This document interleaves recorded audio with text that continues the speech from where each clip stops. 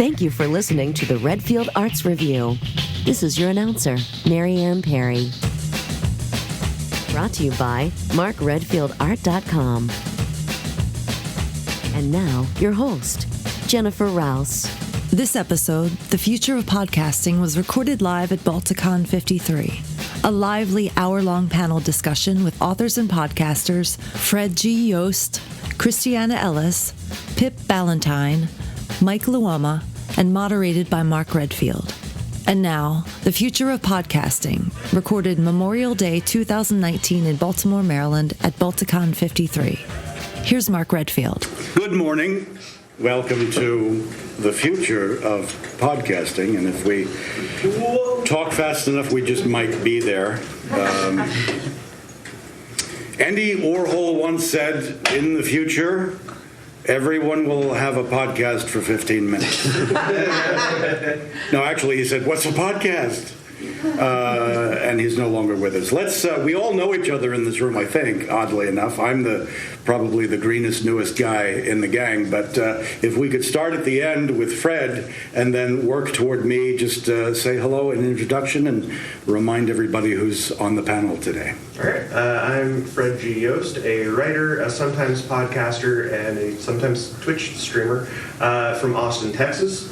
I have a story in Skies of Wonder, Skies of Danger, which is about airships, pirates, and wizards. My story is about a werewolf-led heist crew stealing an airship from a bunch of evil wizards. Cool.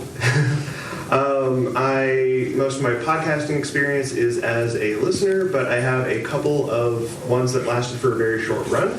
And I'm working on a closed-room murder mystery audio drama set on a colonial spaceship.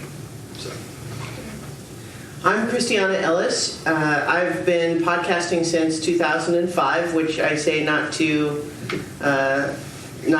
try to trump anybody, but only to just justify how I feel old some conversations. But at the same time, I've done a lot of podcasts over the years. Some are still going, some are intermittent, some are all constantly reinventing. And my latest project is Phyllis Esposito, Interdimensional Private Eye, which is not a podcast, it's an ebook, but it is available for purchase now at the Amazon store. And you can come and get a little postcard if you like. Yeah. Okay. I'm Pip Ballantine. I write science fiction, fantasy, and steampunk. I've been podcasting various things. I've done a lot of podcast fiction, moved on into podcast sort of talk show, and just recently started smashing things on God of War on Twitch on Fridays. And I was just with Christiana when we were discussing about this. I was like, I remember back in 2006 or 7 when people were like, what would be the future of podcasting? And here we are. I did not foresee this. Being punished at a panel at 10 a.m. on the last day. I didn't see this. Sorry. I'm Mike Luoma, and I've been doing my Glow in the Dark radio podcast since 2006. Hit the 500th episode this past December. That's a nice one. And I put out a new short story featuring my character Alibi Jones as part of that. And that's Alibi Jones' Christmas present, which is in this book that I put out back in January, Alibi Jones, 6 short stories. It's actually dedicated to a site that was instrumental in helping me get my work out, which was Podiobooks. Oh. And Pull one out. The late great Podiobooks. I refer to it that way, the late great. But so yeah, I've been podcasting since 2006. I'm a science fiction writer, comic book creator, radio host for many years. So I've seen this from both sides, actually, and most recently I've seen radio going, ooh, podcasting.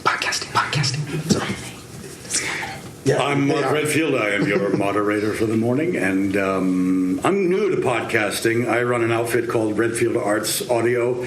Our big project is an audio drama, a biography of Edgar Allan Poe.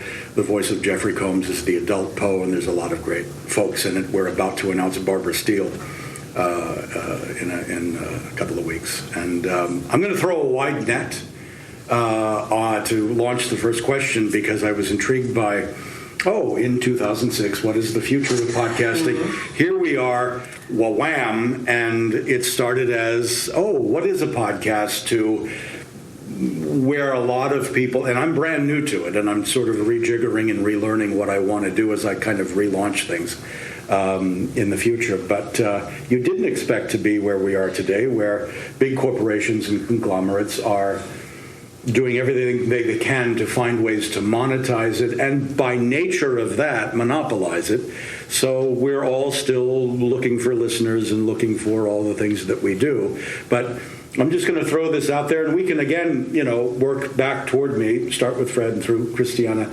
Let's just start with a big wide net. What is the here you've signed up for this panel. What is the future of podcasting? Well, so it's, I guess kind of where I'm looking at it is from the seeds of now, like where things are just starting to sprout. There's the fan content is actually where I'm seeing a lot of new movement on it. There's a podcast called Be the Serpent, which is a Hugo finalist this year, and it is on a literary dissection of fan fiction and other, like they usually do 3 temples and do work like that. And you kind of have that as a counterbalance to things like the Good Place podcast, which is a scene-by-scene breakdown of the show done by Mark Evan Jackson, who's one of the actors on it, who really loves the show. And it's a way for people to kind of do behind-the-scenes stuff and things like that. So I think it's going to be more and more exploring the spaces that we don't normally get to see as it goes out and reaches more people. They did that with Chernobyl, right? Yeah, it's still, they have a Chernobyl podcast for the HBO miniseries where Peter Sagal from NPR, I guess he's Chicago Public Radio, if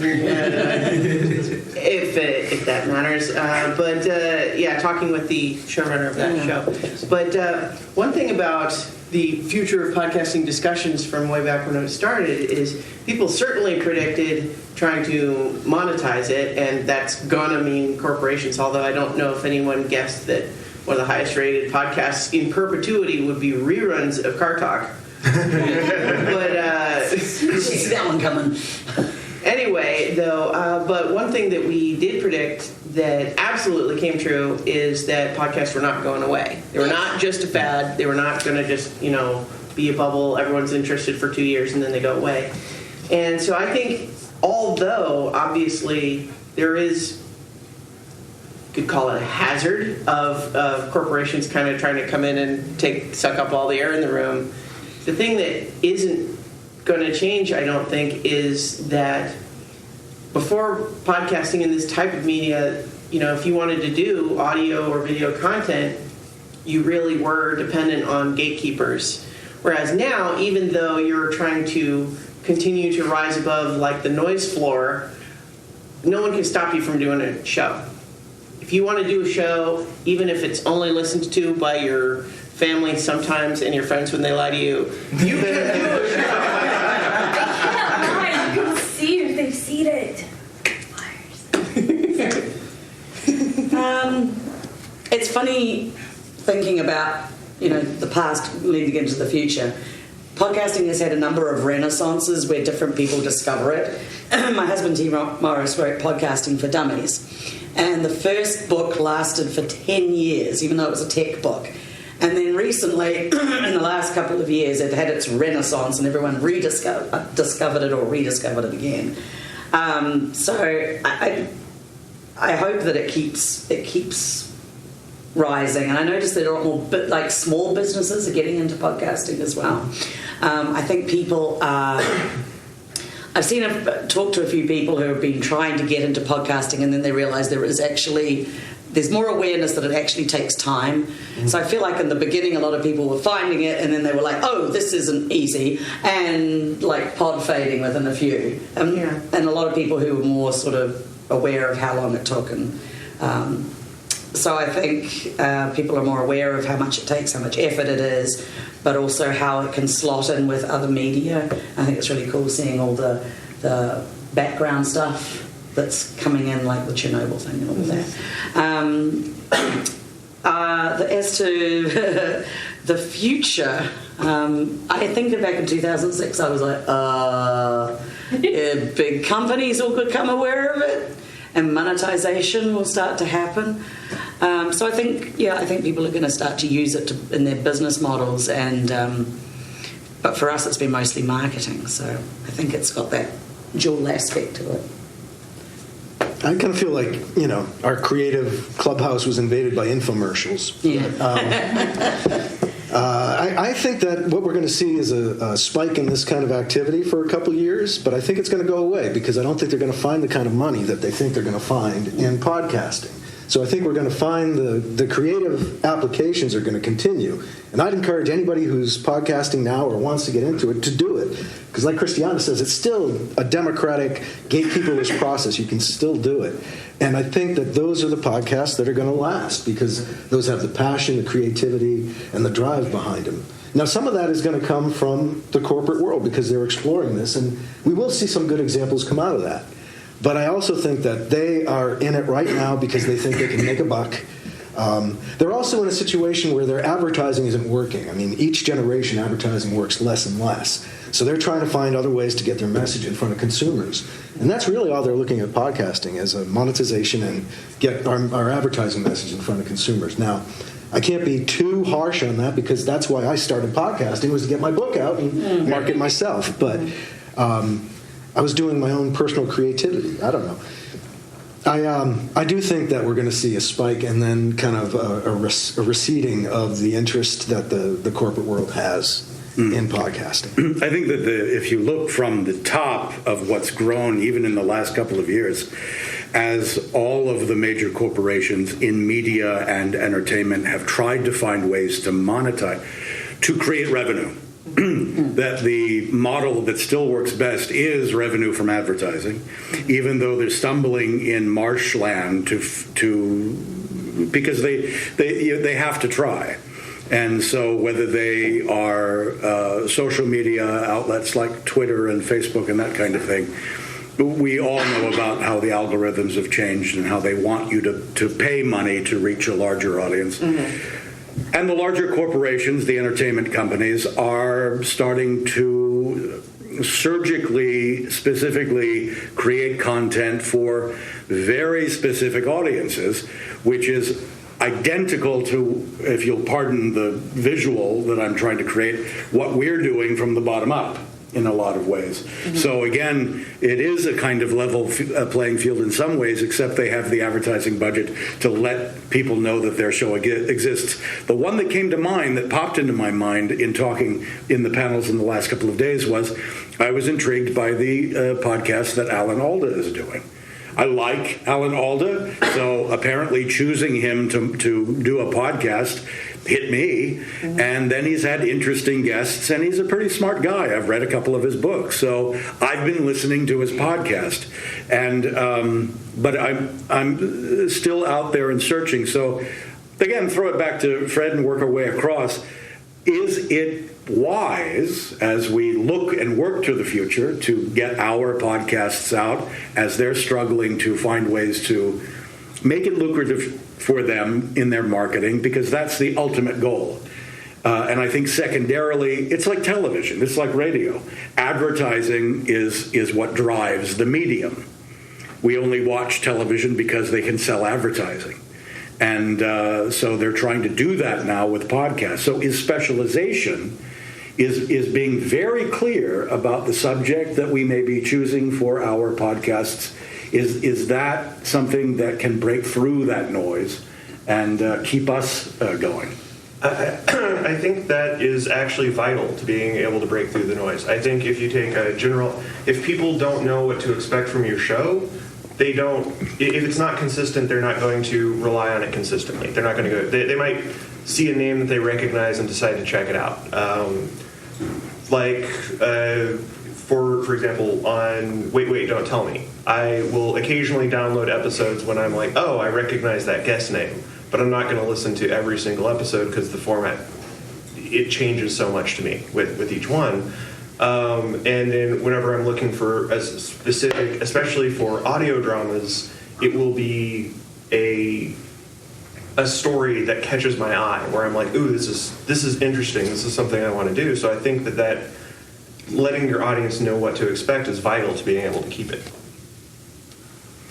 I think I feel like my perspective is one I don't hear very often, because of course everyone wants to. It seems like it's just taken as a given that everyone wants huge audiences, and I get that. It's not like I don't want a big audience, but all of my projects I do because I find them fun personally.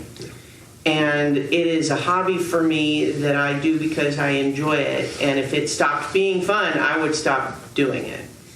And so what that means in terms of content is that I put myself into it. I don't think there's any point in your average amateur podcaster in doing a generic show, because there's a zillion of those. And that's never going to take off anywhere. But if anything's ever going to take off and really capture people, it is something that is personal and meaningful to you. But the other half of that is it may not ever take off. So if you're going to do something, you might as well do something that you care about.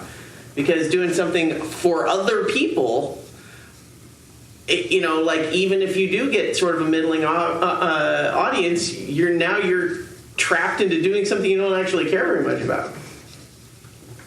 That is true. Quality over quantity. Yeah. Well, passion over targeting. Yeah. Yeah. I kind of started thinking about doing like a targeted podcast, like, hey, everyone's doing true crime, I'll do some stuff about true crime from New Zealand. But my heart wasn't really in it, so I kind of like, I don't need to do that this week. So I remember when I first started off, I was looking a lot at the numbers, like getting a little paranoid, obsessed about it. Mm-hmm. So T and I do like a short story anthology that is in the same world as our novels that we write, and we invite different people to come and do it. And so for us, some of it is we get to have contact and work with our friends, fellow writers. Some of it is doing fun stuff with sound effects and different voices and stuff. But it's mostly about community building. And so I think there is still a good place for somebody who's just doing something they're really passionate about. Mm-hmm. And if it catches on. You can't really make something catch on. Yeah. There's a certain amount of luck in that. Mm. Well, I think it's passion and emotion, too. And I think it's almost essential that you have a specialty and that it's tied to your passion. If you're coming at it as an amateur podcaster, because you're going to need to put a lot of time in to make it good. But at the same time, I got to agree with Christiana. I do what I do because I like doing it, and I like the people who are listening to it and talk to me about it. And, maybe I've only got like 200 steady people that are downloading it every week, but they are downloading it every week. So I love that. And they've stuck with me for so long, so many of them. So there's almost a mutual connection there, like an expectation and a delivery to them.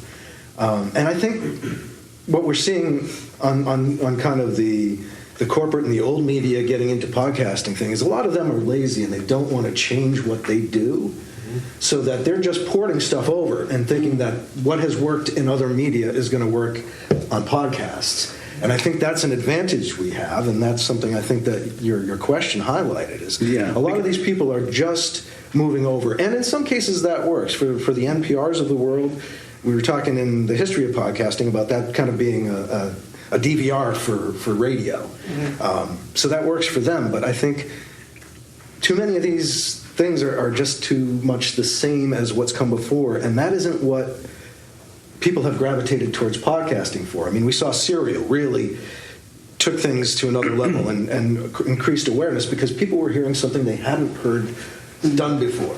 Mm-hmm. And so I think that's the advantage is you've got to do something that has passion, that is unique, and is directed if you're coming in new. I have a feeling I know. Does anybody have a comment on anything? I just wanted to kind of follow that up. There was one show that I was like, oh, this is interesting. It's going to have interesting guests. I want to check it out. And it followed the morning zoo radio format to a point where I was including the commercials every 4 or 5 minutes, where I was just like, this isn't fun to listen to. Just tune your radio. Yeah, I just want to come to a podcast. I'm so used to the long form and being able to explore the new media, and it just, that totally. Well, so many podcasts can really be divided into kind of two schools. One is it's about something. It is usually an engaging host presenting information or story of some kind. And other ones really are, this is kind of a fun or funny group of people who hang out and talk about whatever. And you listen to those because you like the people, not because you necessarily care about what they're talking about in any given episode. But, my longest running podcast, again, it's never had more than a couple hundred downloads per episode, but it's talking about Survivor, which I do with my oldest friend, Mike, and we talk about Survivor because we like that show, and we've been doing it since 2005, and we like it, and we would keep having that conversation even if podcasting wasn't the thing, but it is, and so we do it as a podcast. I think where I know what responses I'm going to get from the panel with where I'm going next, but I'm going to do it anyway because the broad net was what is basically what's the future of podcasting, and we cannot escape, even though we're doing what we're doing, and I'm learning so much. What the big boys are doing and what the corporate thing are doing. Back in the early '60s, Jackie Gleason had one of the incarnations of his variety show was the American Scene magazine, and one of the comic skits in there was he would frequently he would be Sam the bartender, Joe the bartender, pardon me, and Crazy Guggenheim would come in and have a conversation with him, and usually Crazy would end it with a nice song. Now, having set that all up, in the middle of all of this, there's a thing that struck me as being very, very interesting, and it was one day in one of these skits, Crazy said, "Do you ever think there's going to be pay TV?" And I'm thinking, wow, and this is about 1962, and the joke went somewhere that no, it wasn't going to be, and they moved on to something else. Who knew that there would be HBO, and who knew there would be then Netflix and Criterion Channel, thank God, if you like independent film and world cinema, because Filmstruck out, and I loved Filmstruck. And then recently, from Jackie Gleason and Crazy Guggenheim, CBS All Access. And on the internets, the worldwide internets, I'm not going to give them money. I'm not going to sign up for that. I'm not. I don't care how much I love Star Trek. And I said, look, you got Hawaii Five-0, Perry Mason, some of my favorite shows on there. I'm going to do it. If I have to go rob a 7-Eleven, I'll add CBS All Access. So one of the things that the big boys are doing now are looking at that model. Mm-hmm. And believe me, when Disney hits, I'll be signing up for Disney because they better be running old Mickey Mouse Club episodes. But my point is that there is now coming from the top down the idea of subscriber podcasts. Again, very specific, surgically designed topic shows. Celebrities, Endeavor is doing a lot of development and throwing a lot of money at that.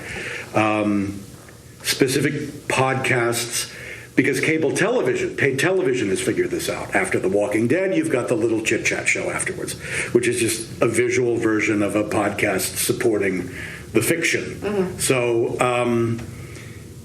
we're far from that, so I kind of know what kind of response this would be, but does that create more, less? Does it matter with what we're doing? Or does everything still say the same for us because we're out there trying to find an audience?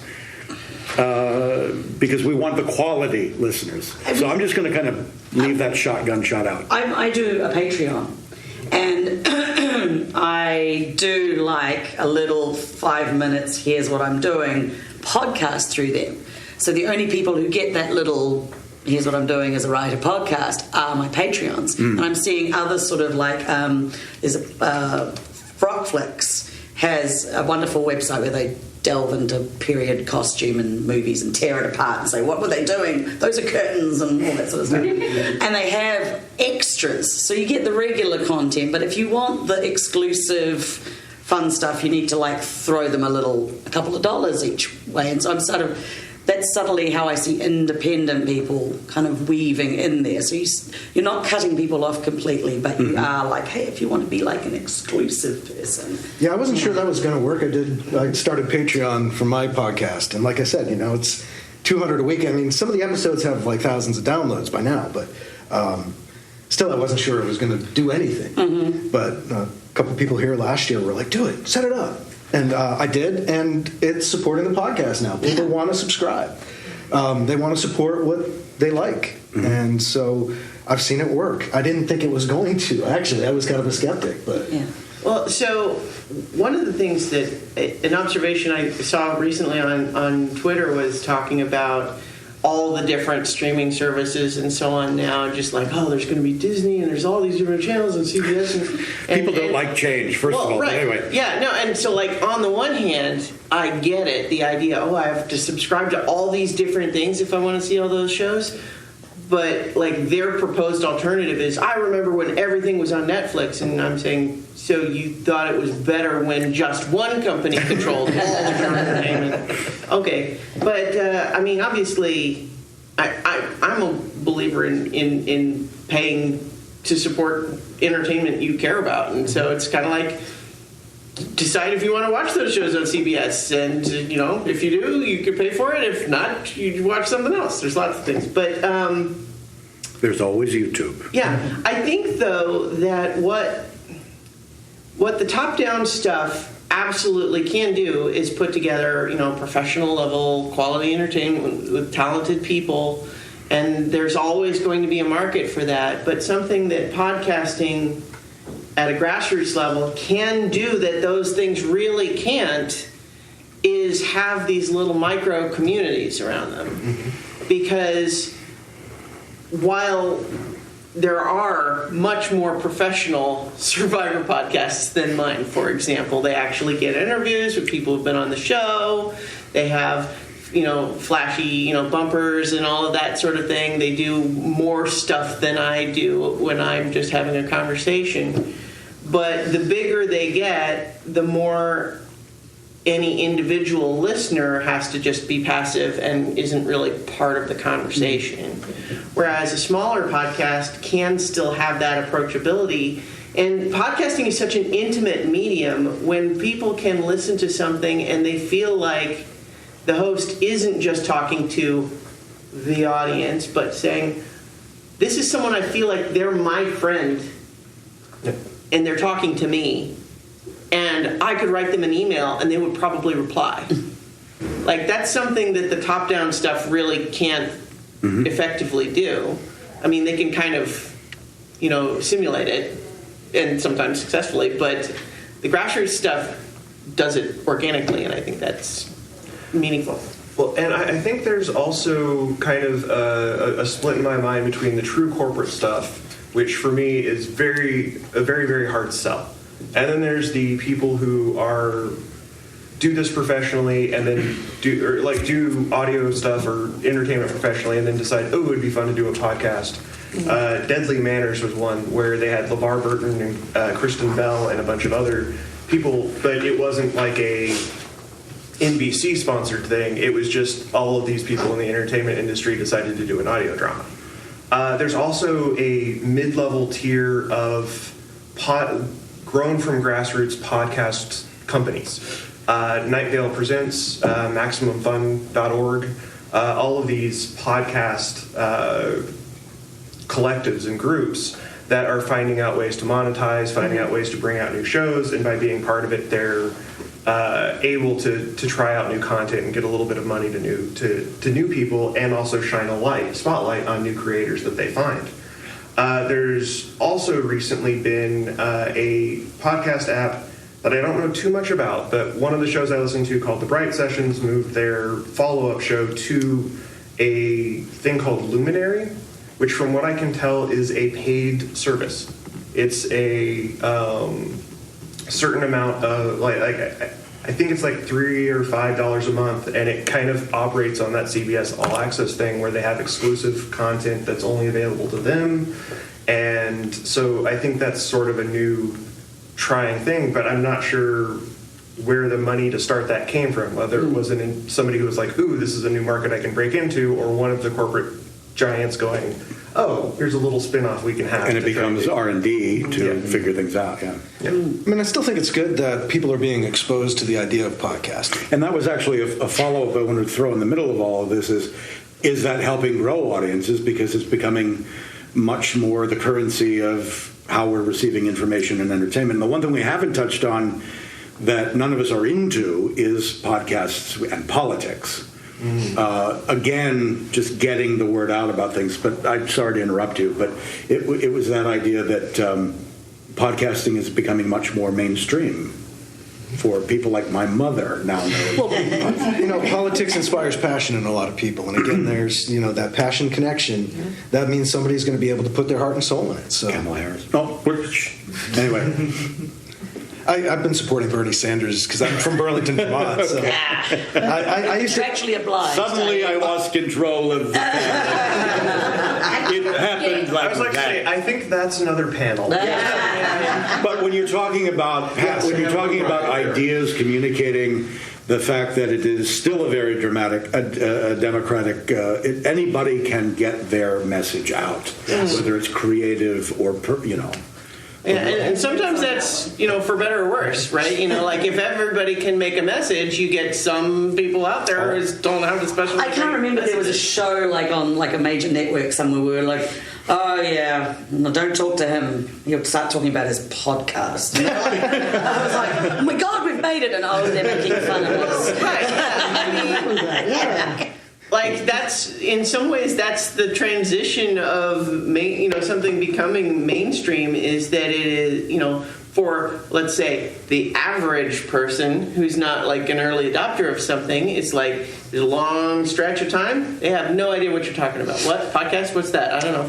But then it goes through a phase where it's like, oh, a podcast is that thing that my nerdy friend talks about all the time, but that's a nerdy thing. Mm-hmm. And then it becomes, gosh, these podcast things are everywhere. What is this? And then it's like, oh, okay, yeah, podcasts are a perfectly normal, ordinary thing. There was that show, what was the guy from Scrubs? And it was like a short-lived show, and he was like living in New York trying to start a podcast network, and I was like, uh-oh.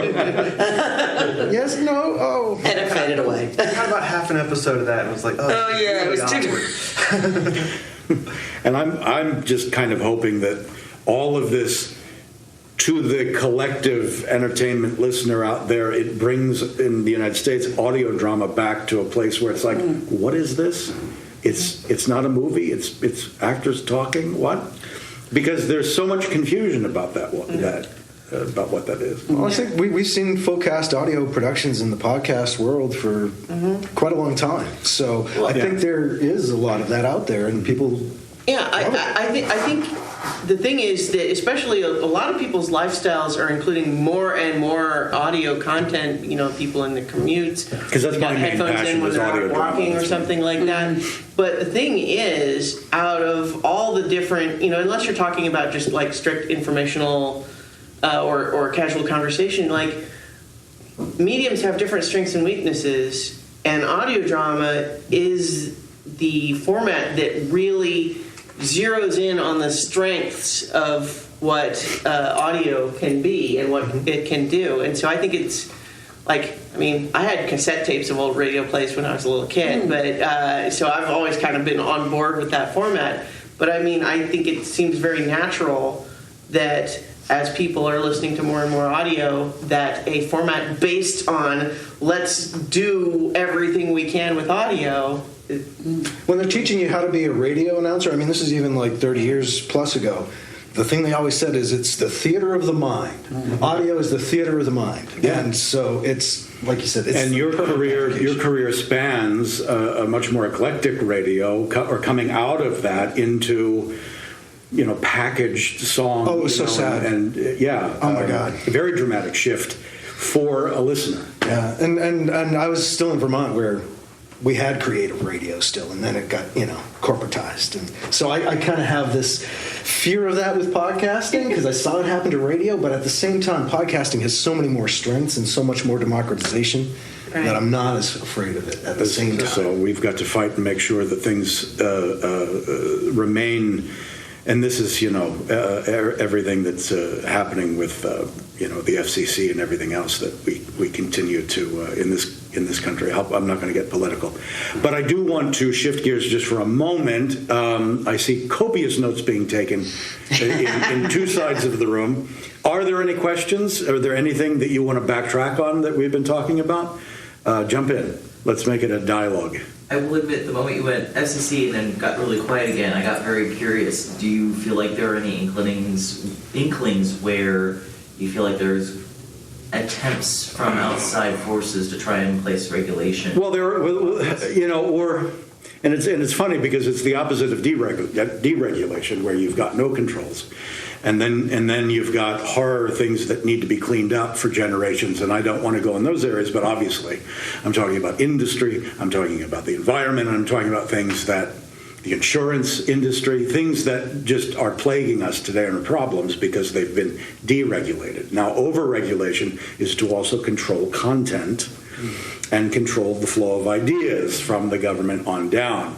So without getting dark and all sad on the last day of Balticon, we are able to put our shows up and develop audiences, and this is another tiny little minor thing that in cable we have certain freedoms with our fiction. We have freedoms with content, freedoms with violence, freedoms with language.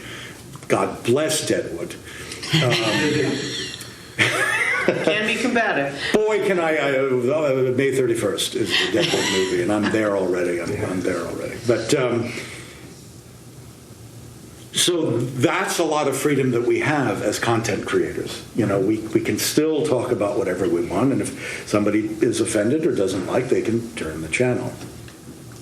But we saw the FCC get more and more red over radio over the years, and this is where I'm sorry. Yes, this is so. I do fear that they might try to go after internet content, but I think it's such a wild west. It's like herding cats. Well, I think to some extent it's a wild west, and to some extent it's almost like water is going to flow around any obstacle you try to put in its path. But on the other hand, I think it is all the more important thus to be aware of not tying all of your content to just one particular media stream or company.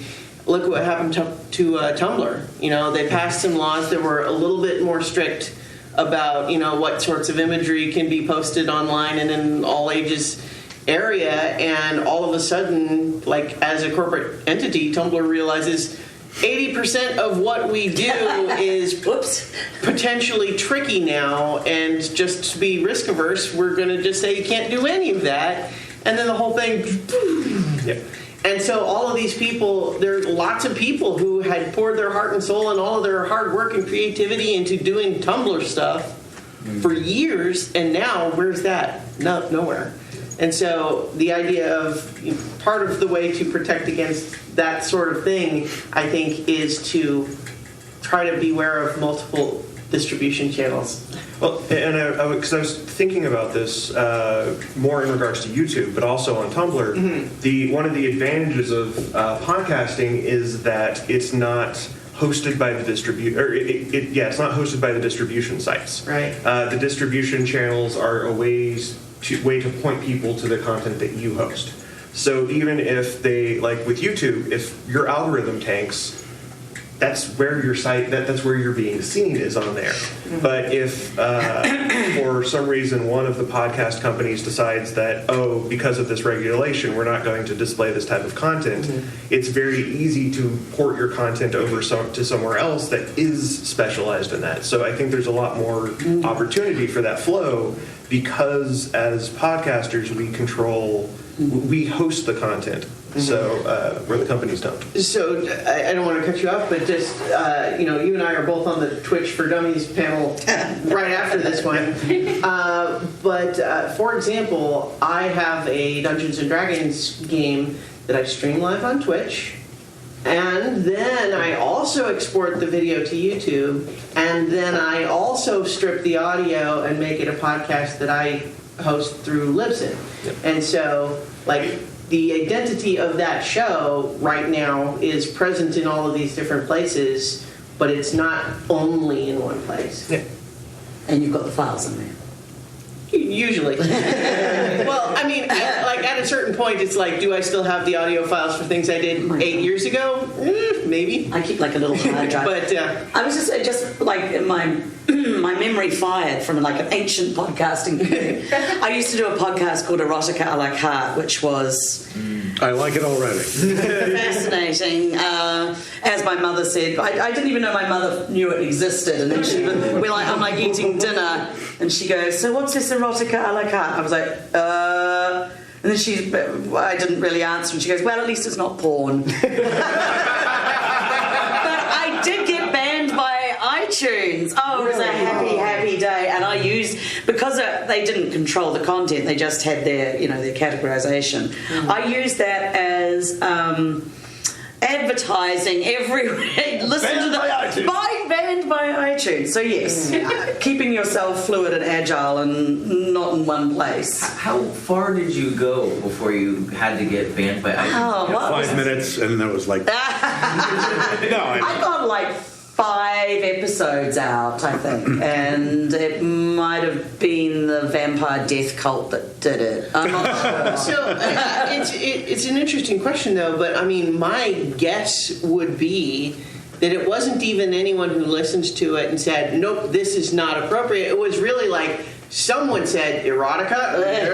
Thank you. Yeah, because I was very careful not to have like anything. Sensuous on like it's like sometimes these laws get passed that basically just say if it's about sex, not allowed. Yes, they don't look too deeply into it. They just it doesn't matter whether keyword search kind of thing. Yeah, I think because a lot of stuff you don't know who the actual gatekeeper is who.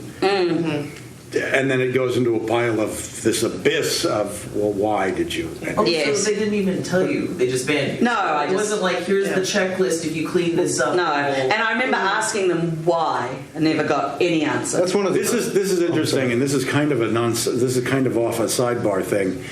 I'm a cartoonist and a painter, and I painted a picture of the day the joke was made of Trump's little hands. I painted a painting of Trump and little hands.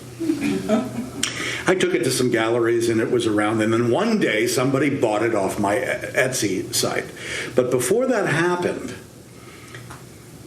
it was banned from the Etsy site. Now, Etsy is one of the few companies where you can talk to a human being. And I finally got somebody on the phone and I said, why? What do I need to do? I'm looking at the painting. It's literally a profile shot. I got the tie too short. and the guy, and this is an odd thing, and I don't know where I'm going with this, in that I don't know what lesson I learned. He could not tell me specifically why it was taken off, but he let me play 20 questions with him. This was the oddest thing. And I'm going through this, and then finally he led me to, it was keywords. One of the keywords I used was #pussygrabber. And it took a 10-minute conversation. I'm not kidding. And it was like, are you kidding me? I took the word out because you were allowed 10 keywords when you post something on Etsy. It was up, and who bought it, I don't know, but somebody did buy it. There was a question here. I think I was just going to ask if you edited the audio content when you strip it out of the video. It's a very good question that I've given a lot of thought to. Right now, no, because it's a lot of work. What I've kind of been thinking about in the future, because obviously you have a lot of actual play podcasts that are heavily edited, the Adventure Zone, of course, and, a lot of ones that I really enjoy. I love Neoscum, I love the Campaign podcast, lots of ones that are very heavily edited and produced. And I love those, but that is a lot of work. And so I tend to do the raw audio, but increasingly what I'm thinking is sort of the light makeup approach, the sort of only edit out the stuff that people would never know was missing. And so, like, you don't have to edit out every but maybe you edit out the part where you spent 5 minutes looking for a rule and then got distracted because someone's eating popcorn too loud, and you just say, okay, we'll just look that chunk out, nobody will ever know anything was missing. Or the toddler started screaming. Yeah. So I'm increasingly thinking that might be my approach, but what I've done in the past generally is only just, I cut out the pre-show stuff and the post-show stuff, but everything inside is still there. I've also found it's helpful to have the people that are on your show listen to themselves a couple times, because that starts to decrease the count significantly. Though I think the worst thing I ever did was I edited my co-host an reel because I was going through and diligently removing every one of those weird pauses and ums, and then out of our hour and a half show, I played him the 2-3 minutes of just solid That's me. I done. I tried as an experiment taking some of our episodes and saying, okay, well, does it make it that much shorter? How does it feel? And the truth is, it does sound a lot better when you spend 2.5 hours per hour of finished video or audio to do it. And it's like, it sounds better, but what else could you be doing with that time? Yeah. Is the audience return on investment worth it? Well, see, it's really hard to gauge that. Yeah. Because I know a lot of the people who listen to the podcast do so because they know me or they know my players, okay, and they enjoy that experience. And I think those people, maybe there would be more room for growth with new people if it was a little bit more slick. But like I was talking about earlier, in terms of I do stuff that's fun, to the extent that I start saying, well, my goal is to have a slickly produced package that is so much work for me that I don't enjoy doing it anymore, yeah, that starts not being a return on investment for me. Right. Okay. I think format also has a lot to do with it, because if somebody's listening to an actual play podcast, you're not expecting the same kind of professionalism that you would from a radio show style, where you're trying to make your co-host or your guest sound smarter if you're also the audio engineer. Actual play, your friends say dumb things, and it's just kind of part of the experience. Right. Well, it's also true that generally the way those highly produced shows work is they'll have a 4-hour recording session, and then that becomes the next month and a half of episodes, because their episodes are only 40 minutes long or whatever. Whereas, on so many levels, I'm doing, 2.5 to 3 hours every week and putting that out because they're following along on the whole campaign. It's like Critical Role, but obviously Critical Role has the benefit of they're all professional voice actors and everything, so they are a little bit better at, not crosstalk and not fewer ums and so on. Okay. Can't always have that. As far as investing goes, would it be worth, especially with folks doing Patreon things and the like? Writing me a check, just giving me money. There's that too. Would it be a time investment worthwhile thing to hire an editor, even if you're just saying to the editor, I don't care about anything else, just remove the ums and ers? It's a thought. I've considered it, but I haven't really pursued that. It's a valid question, though. One of the things that Dave Robeson does on the Archivos podcast is that he will contact, because I've been on it twice, he will contact the guest and he will run the guest through, this is what we're expecting. This is the format that we have. Have you got all your ducks in a row? Since we're doing story pitches, what's your story pitch? That's not going to work. You need to fill that out because we've got a lot of ground to cover. And then he records 2 episodes at once, and then he'll put them out on alternate weeks. Nice. And that cuts down an awful lot on the the awkward pauses, the gee, I don't know that. I wasn't expecting this question. Yeah. So it's also prep for your guests, that will, not so much on a campaign podcast, obviously. But take the fun out. Sorry. Your players, Fred, do you have a response? Your initiatives coming up since you're recording. Well, so that actually is, we're a little bit off track. I love talking about all this. I can talk it. Yeah, just to briefly, I'll say that I think there is something that happens when you say, all right, we're recording, we're live, people are more engaged. Or they choke, and they're like, oh. Sorry. There was a question here. I want to make sure that you I got. had a comment, since we're talking about the future of podcasting. One of the things, and it hasn't come up yet, Evo Terra, father of the You had to bring him up, didn't you? He's always with us in spirit. He is. when we He's talk- lurking in the corners. When we talk podcasting. He's been doing a video series for a while now that is talking about the future of podcasting, and he seems to be taking on the persona of kind of being the podcasting visionary as we are marching toward podcasting 2.0 or 3.0 or whatever the heck. And he's got topics such as RSS feeds are going to be abandoned. They're not going to be part of podcasting anymore. Which, for some of us old schoolers, are like, you can have my RSS feed when you pull it from I used to hand code it, man. I was never that hard.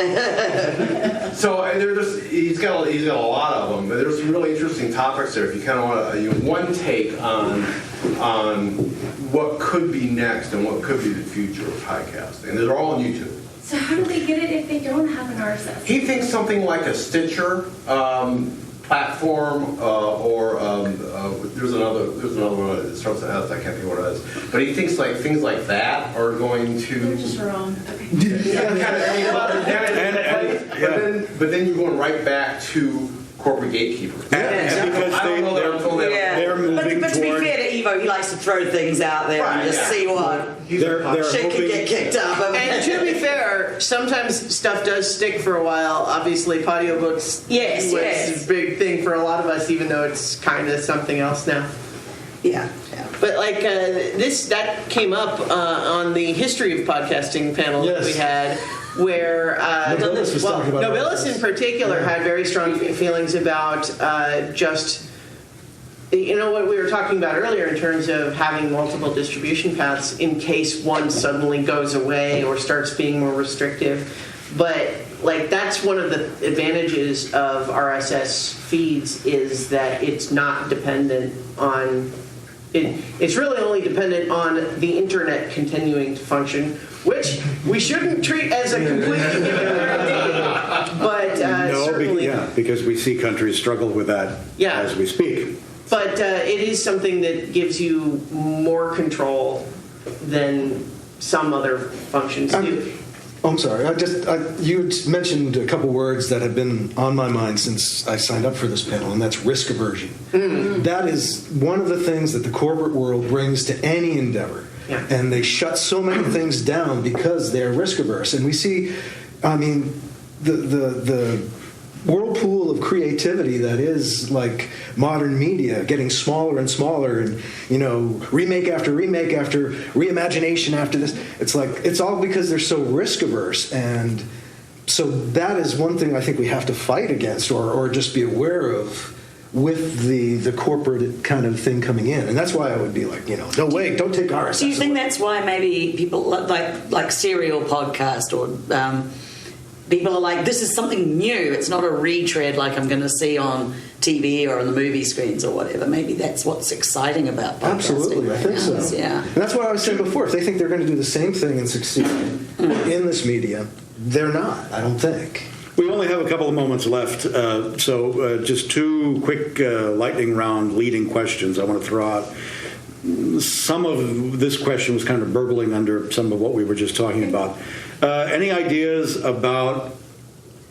for your own podcasts and work, or thoughts in general as this becomes more and more popular mainstream? Demographics. What are the ages of people? Are younger people coming in? And just real quick, I've been fascinated by the whole concept of these folks on YouTube, basically the fashion people who have millions of followers, and the 14 and 15-year-old, often girls, who follow them. What happens once they grow up a little bit and lose their cachet overnight, which can happen? Now, this is faddish kind of thing, these trendsetters, this kind of thing. But it's electronic media, it's new media. What about podcasting? What are the demographics like, and will we be reaching younger people? Does that depend on content? It depends entirely on content. Yeah. And it also depends on the really the commutes, like the time when people are doing things that they can't be watching. Yeah. Yeah, I agree. I mean, I think podcasting in many respects is kind of almost, it's more a medium, right? And so it's, just like there are YA books, and sometimes those are read by both young people and adults. There's, adult books, and those are sometimes read by young people and adults, but there are definitely, niches, right? And so I think it's in the same respect. And I think to some extent, there's always going to be the case where there's these generational shifts, just because it is a very natural human tendency for adolescents to discover stuff that is not what their parents do. It's theirs. Exactly. Yeah. Almost, not to say that it doesn't have value in its own right, but they choose it because it's not what their parents do. And the word I was searching for was influencers. It's a fascinating thing. We have a teenage daughter, so she doesn't listen to podcasts, but we do podcasts, so that might be the problem with that. But I think she'll come around eventually. The commute, I think, is only going to get longer in America, so maybe it's a bright future for podcasting. But then again, of course, with self-driving cars coming up, but they'll still be driving. I have to agree that it's a medium. So I think that the potential demographically is kind of across the board. I want to thank you all for this panel. A nice group. I'm glad that it became this little discussion. Do I have your permission to record the panel and put it up on show of hands? Absolutely. Majority rules? Great, thank you. I forgot to ask that at the beginning. No digit. Everybody laughs, but like John actually takes that seriously. My podcast, Redfield Arts, it's in my brochure. I'll give you another one if you've thrown the other one away from the other day. I'm kidding. I've had so many that I've picked up. I know, it's like, but again, thank these illustrious panelists. The future is looking bright, and thank you for coming in such a bright and early morning. Thank you very much. See you in another 10 years. Thank you for listening to the Redfield Arts Review. Please come back again for our next show. The Redfield Arts Review and the original content of this program is copyright the Mark Redfield Company. Shopping for Explosives by Coconut Monkey Rocket. Licensed under Attribution Non-Commercial International License. All other content used by permission of the respective rights holders or used for educational and informational purposes. Original music, sound design, and engineering is by Jennifer Rouse. This is your announcer, Mary Ann Perry. MarkRedfieldArt.com. Here's what just a few of today's art lovers are saying. You're so ugly you could be a modern art masterpiece. Clap, clap. Ah. Now that's good work. The skulls, the bodies, you give it all such a glow. I don't know if it's art, but I like it. There was a painter. He could paint an entire apartment in one afternoon, 2 coats! So don't forget, MarkRedfieldArt.com. Cartoons for people.